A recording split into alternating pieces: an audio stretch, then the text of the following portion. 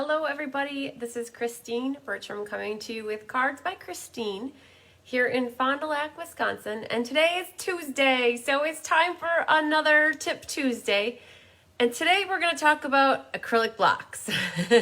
Why you want to have acrylic blocks in your stamping arsenal and why you want to have different sizes and multiples of some of the certain sizes. So when you're first beginning to stamp, you probably don't necessarily always know which blocks you should have and how many to have of each one. And what I want to walk through with you today is all the different types of acrylic blocks that Stampin' Up! Offers, the case that you can store them in, and then also there's a foam mat that comes along with that case. So we're going to flip down and I'm going to take you right to the catalog first off so you can see what page we're working on. So in the current annual catalog, which is going to be done as of yesterday, there are a whole bunch of blocks shown on the top here. It's on page 163. The new annual catalog will have a new page number. Let me just tell you what that page number is. I can't tell you or show you the inside of it. Oh, look at that. I opened up to the right page. Page 145. It looks pretty much identical to this. So, but page 145 is where you'll find it in the new catalog. And it's called under the Stampin' Accessories. And I kind of have my blocks laid out just like they do. I went smallest to largest though. They went in alphabetical order. So they have different clear blocks and they number or labeled them A through I. You can buy them all individually or you can buy them as a bundle and save 10%. So the bundle is kind of iffy. So if you're looking to get the bundle, the reason why I might not tell you to get the bundle is because it contains this big daddy block right here. It's massive. And that block is valued at $17. And I think that the amount of use you would get out of this compared to investing that $17 into a Stamparatus might serve you better. And you save 10% when you buy the bundle. So it's about $7. So you'd be spending the extra money to get this big, massive D block that you may never find that you use. So to get the bundle or not to get the bundle, that is what you have to decide. And I know a bunch of you probably have a bunch of blocks in your Stampin' Arsenal by now. But if you are new to me and just beginning to start stamping, you might not know what these blocks are all about and why you need to have blocks. So just before I turn the catalog off to the side here, there's A through I, and they're all different sizes. The values are there, and then it also gives you the measurements. Also on this page is a clear block storage caddy. You can buy that as an added accessory. It's $17, and it looks like this. And it carries all your blocks. So you gotta be careful you don't break your nail when you open that, because that has happened. And what is awesome is it comes with this little divider that is actually a foam mat that you could also use as a basis for when you're stamping with your photopolymer stamps. So you can see mine got caught in there. But this is what it looks like. So all of your blocks would fit in here. So they wedge in there, but I'm gonna leave them out because I don't have to pull them all out. But if it's one of each of them in here and it shuts, this is the divider for it so that it keeps them so they don't clink together. But I'll be honest with you, I generally don't carry my blocks anywhere. So if I was going somewhere, I would just take the blocks as I have them. But this is a nice little storage caddy. Now, if you don't end up getting, that's a really tough one. If you don't end up getting that big block right there, and you end up investing in some smaller blocks, you could fit those smaller blocks in where this big one is, in case you get some extra D blocks or B blocks or C blocks. So this is the storage caddy. Comes with this extra foam mat that you can use for an extra little cushion for your stamping. All right, so that is on this page here is where all your stamp cleaner is, where I use my chamois all the time. That is on this page as well, the stamp cleaner. So, and the cases are here. So that is a little bit about where they can be found. And these are the different sizes. So the sizes are referenced on the block itself. So you can't read that, but I can. And it says A. And then you have your G. So that's really out of order.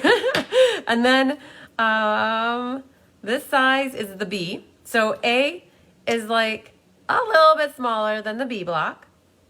And then you have, these are my, I'll be honest, I could care less about this block. He doesn't do me very good. I'll tell you why right away, and so I don't forget. When you put a stamp on there that is really skinny, like this welcome would fit on here, but it's so hard to see the top and the bottom with that welcome that I wouldn't use this size block at all. I would actually go to this block and use this stamp because you can completely see all the way around it. This one was good for teeny tiny wishes or itty bitty greetings, but I learned I struggled using this little G block more than anything. So I off to the side. This one, I would definitely get yourself, instead of that G block, I'd get myself 2 B blocks because this is a perfect size for these little stamps. So that's why I would use that one versus that.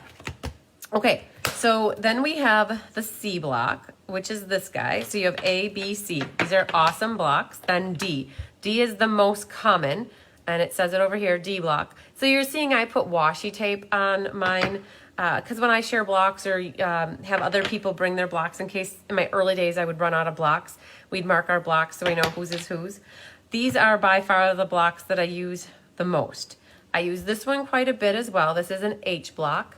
It's great for longer, skinnier things. So like this, so this is a welcoming window. It's a stamp set that's carrying over to the next annual catalog. It's currently in the mini catalog. So this stamp itself would work perfectly fine on this block if you go at a diagonal. I know some people do not like to hold their blocks diagonally. I have adapted to it. I just hold it differently. But what you could do is use this block instead. And the trick with the photopolymer stamps is just set them down and they should take their natural shape, and then you can just set your block right over the top. But there you go. You've just used this long, skinny H block. I love the H block. Okay, so that's H. And then we go to the E block. This one's a perfect one. You need this in your Stampin' Arsenal. That's perfect for this guy right here. You think, oh, he's gonna be too big, but actually that's the perfect size for it. You could go diagonal with it. This is just, you could make this one work, but it is slightly hanging over the edge and you can't quite see the whole image. That's where this one would come perfect. Like if you wanna go right down the center or to be at a little more of a diagonal, you could go that way. E block is amazing. I would highly recommend all of these blocks when you're first starting out. I'd start with the D block and a B block, and then eventually add these other ones. You really don't need to get these 2 sizes until you get stamps that are big enough that you need them. A lot of the stamps that are in the catalog very easily fit on all of these blocks here.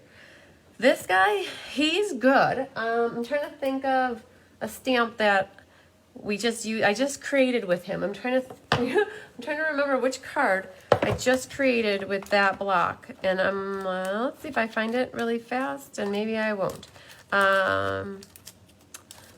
Maybe I won't. Okay, I thought that I just used this block for something. Now this guy, we just talked about him. If you want him, get him. If you want to save your money and put it towards a Stamparatus, I would encourage that 110 times over and over. This one's hard to hold. I have a small hand, and so I never use this one by holding it. I always would leave it flat and put my image on it from the upside down, and then ink upside down, put my paper on it, and then rub on it like upside down. I just would rather use the Stamparatus. So sorry, little guy, big guy, F block. I can live without you though. So, all right. I also wanted to go over with you using why you want the right block. But before I do that, I want to show you this one. This is very similar to what you'd get in your paper pumpkin, and it's hard to see it because of everything's clear here. But the paper pumpkin comes with a D block. The very first time you subscribe to Paper Pumpkin, you get a D block. It's a thinner block. It's not like this. It's not thick like this. It's actually half the size, and it doesn't have the curved edges really nice like this. They're more smooth rolled edges. And you get that with the very first time that you sign up because they want you to have a block to use with every paper pumpkin going forward. So when you get a paper pumpkin kit, every stamp that you get in any of the kits going forward will always fit on the D block. So when they design their stamps, they always make sure that they fit on here. And speaking of the paper pumpkin, on May 7th, which is this coming Friday, they are going to have a set amount of paper pumpkin subscriptions available for new email addresses starting, I don't know if it's at 1 a.m. or starting with the new day. And so I think that's midnight Mountain Time. It's $5 to get a paper pumpkin. And if it has to be a new email address, and then you get yourself your own D block. So that's a little bit about the paper pumpkin block. But I wanted to talk to you about using the right stamp for the block. So you have little stamps like this. And if all you have is this D block, you're going to have to use the D block. But I don't recommend using this big of a block on this small of a stamp. Bad idea. And I say bad idea because you're going to get ink all over the place. Let's pick a color. What do I want to pick?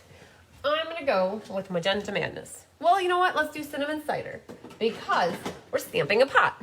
And it's sad face terracotta tile is done. So we're going to go to Cinnamon Cider with a hair on it or a fuzzy. Okay, so does that happen to you? I haven't even stamped and I have ink on my fingers. Hang on. I'll get that off of there. Okay, so I'm going to grab a piece of paper and the foam mat and show you what I mean. And I'm going to make this very apparent why I wouldn't put this stamp on this big of a block. There's a lot of surface area here and you're prone to push hard.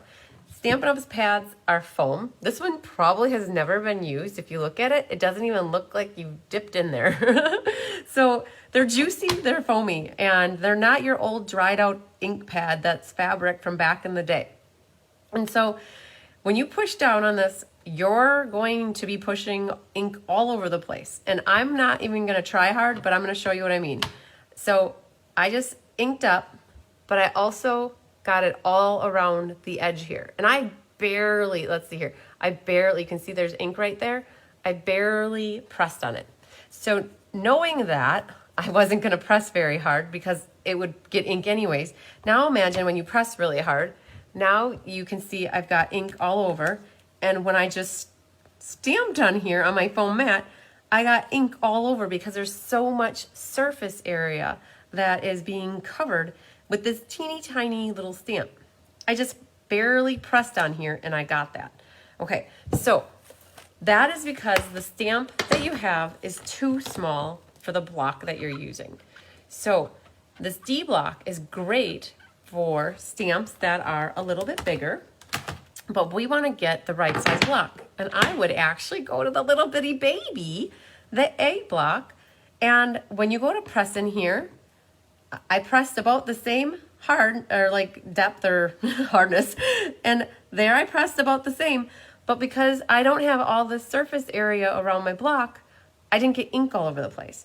And I know that I really just have to lightly tap, and because these ink pads are so juicy, you will get a nice image every time you get it inked up.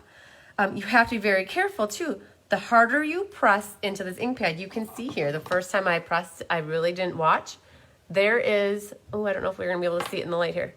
It's in the center, like right there, it lightened up because it sucked the ink right out of there because I pressed harder right there in the beginning. So that's why you use a small stamp on a small block. Okay, did you guys, I don't know if you noticed this, but I accidentally got ink on the chamois on the other side. So no holding back now. Okay, so that's a little stamp on a little block. So now here's a perfect example of when you grab a little bit bigger of a stamp. So these are called photopolymer stamps. It's a different type of a rubber, and you can completely see through them.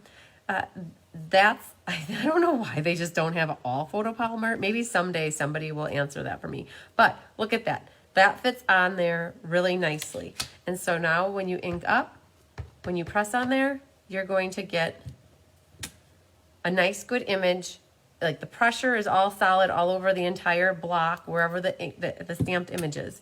So it's perfect. So that's why we offer, Stampin' Up! Offers different size blocks, because you have different size stamps. So that was photopolymer. I also wanted to grab you to show you the red rubber, because sometimes, oh, yep, I put that on upside down. We'll see if we get it back that way. Okay, so that's photopolymer. All the stamps come in like cases that look like DVDs like this, and so they make for easy storage. So when you buy a stamp set, it does not come with a set of blocks. You have to invest in some blocks as a side item. So you can't, back in the day, not too long ago, you could buy stamps and they had wood blocks on them. And they still do make those, but Stampin' Up! Is going away from the wood mounted stamps. So what the other option is are the red rubber. And when you get a red rubber stamp, you have to put the stickers on. So what I did here is I already put the sticker on the back, where with the photopolymer, there's no assembly required whatsoever.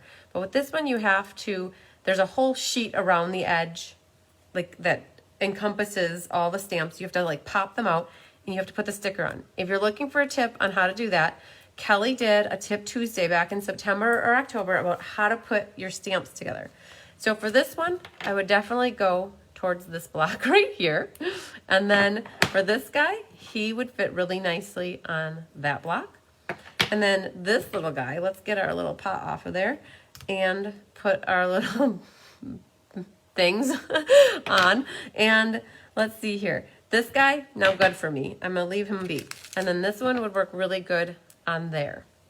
Then we talked about this one going over there. So now when you're working with a whole stamp set, you can see why you might want to have more than one block, because this one would also fit very nicely on a D block, but it's no fun to stamp. I don't ever stamp with two stamps on. I can't see what I'm doing. So I will always leave one off, stamp, do what I have to do. But where if you had a second D block, like this, you could do that. And then you could also go over here and put this. So now you've got all your stamps laid out and you can stamp without having to interchange your stamps. This one would be another good one to have a second size of the little B block. So there's what I have for you on sizes, okay? And why you'd want multiples of certain blocks. I would definitely, if you're just starting out, get the minimum of what you need to get by. You never, I hate for anybody to buy a whole bunch of stuff and then you don't use it. So you'll get used to, once you start using your stuff, oh man, I wish I had another B block, or I wish I had another C block, or I wish I had another little A block. When you start to figure out which blocks you're using more of, get those. But it will ultimately end up being these right here plus this guy right here. Not this guy. He's garbage. Sorry, he's not garbage. He's good for something. I just don't know what yet. So these are the blocks you will find yourself using more and more. And then when you invest in a stamp set that has a stamp in it that's big enough that you'll need one of these blocks, then that's when you get that one.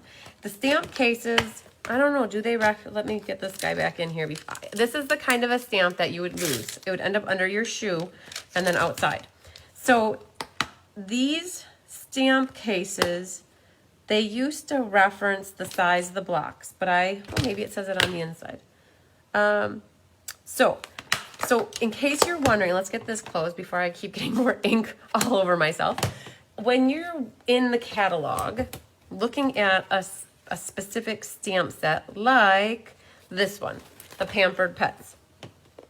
It says down on the bottom here, suggested clear blocks. You guys can't read this, I know that, so I'm reading it for you. Suggested clear blocks A, C, and D.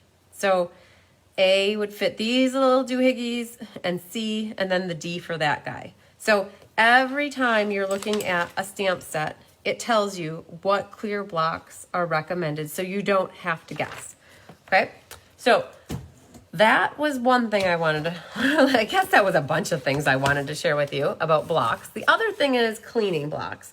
So I keep these in the hive, in the classroom here, and when your blocks are gonna get dirty, like this one has a tint of pink to it. You can't see it, but I bet you when I take a wet wipe, so it's not a wet wipe, they're sterile alcohol prep pads. Rubbing alcohol works. You guys can comment when you're watching this video. Tell everybody, what do you use to clean your blocks? Because I am sure that everybody's got a different trick or trick up their sleeve on how to clean blocks. But the alcohol in here is what cleans your blocks very nicely. It gets any color off, and I'm gonna, let's see how much color I get off of here. And residue. So the old stamps used to not stick. So a lot of people would put tape runner on them or liquid glue, and they would get your blocks all inky dinky doo. So look at this. That is no longer white. If you put it next to that, it turned that color of the cider. So your stamps or your blocks would get all full of residue. Like there's goo on here. This, you just rub on that and it gets the goo off. I also have heard people just throw their blocks in the dishwasher. I have never done it because whenever I put anything nice in the dishwasher, it starts to turn that color of the white, like dishwasher look. Like any of my Tervis tumblers, the plastic, like they're plastic tumblers, they get a frosty, hazy look, and that's whatever the water or the detergent. So I just as soon sit and clean up my blocks when I see they start to get a little bit gooey on them. I just wipe them off like that. These things will evaporate. It's almost completely dried out right now. And they were probably $10 for a box of these, if that. And if you need to, you just grab another one. The other option is, I have rubbing alcohol from my grandma from 30 years ago. It never seems to disappear. You just take a little cotton round and you dip it in the rubbing alcohol or put the rubbing alcohol and you use a little cotton round and you can clean off your blocks as well. But this was perfect. I needed to do a little spring cleaning of these blocks, and so now you can see this is exactly what I do when I want to get my blocks nice and shiny and new looking again. You just rub that all over them. Also, it helps to disinfect them, you know, when you got a bunch of people that are using stamps when you're here in class, especially with me. And if you're a demonstrator having classes, this is a good little thing to do to your blocks regularly so that you get any kind of things off of them. So, all right. So look at this. Going to town, I might as well finish it off. This one is really cloudy. So there was something on there. I mean, when you get the chamois stuff on here and your fingerprints and glue, residue, ink, this is something. Oh my goodness, you guys, look at that. One of these blocks was nasty. You wouldn't even see it. But that ink transfers everywhere. So you don't necessarily catch it, but oh, there was a little glue ball on that little dude. Okay, so boom. Let's see here, there was just a little bit there. Look at that. In a matter of, what, 2 minutes, I probably cleaned that many blocks. And if you do it regularly, then your blocks will stay nice and shiny and new. So, okay, did I cover everything, you guys? My short tip Tuesdays are never that short. I try my darndest to keep them under 10 minutes, and I don't do so good at it. So hopefully there was a lot of meat and potatoes in there for your acrylic blocks, and you learned something new. Even if you have been a seasoned stamper for many years, hopefully you got some little tidbits and ahas out of that. Or you just were entertained by the stamps and enjoy the moment. If Naughty Nancy is watching this, I know she's going to chuckle when she sees what stamp set I picked.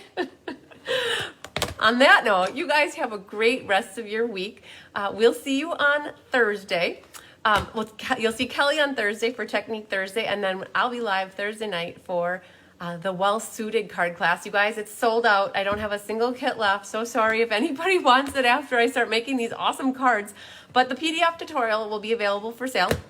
And just a reminder too, Friday is the 7th. So I will remind you guys again on Thursday night that the paper pumpkin is $5 for new subscribers, but there's a certain amount that is available. And once it's running out, it runs out. All right.